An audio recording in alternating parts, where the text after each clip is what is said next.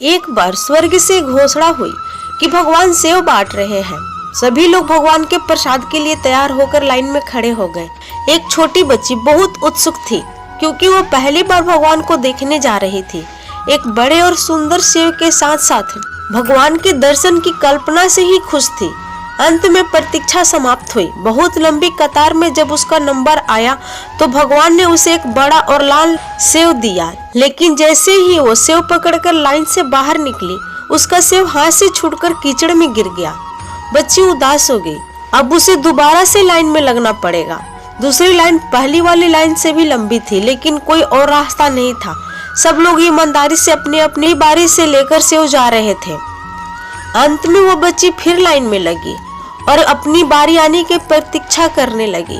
अधिक कतार को सेव मिलने के बाद सेव खत्म होने लगे।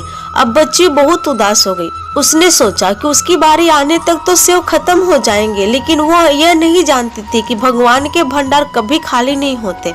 जब तक उसकी बारी आई तो और नए सेव आ गए। भगवान तो अंतर्यामी होते हैं। बच्ची की मन की बात जान गए थे। उन्होंने इस बार बच्ची को सेव देकर कहा, पिछली बार वाला सेव एक तरफ से सड़ चुका था, तुम्हारे लिए सही नहीं था, इसलिए मैंने उसे तुम्हारे हाथ से गिरवा दिया था।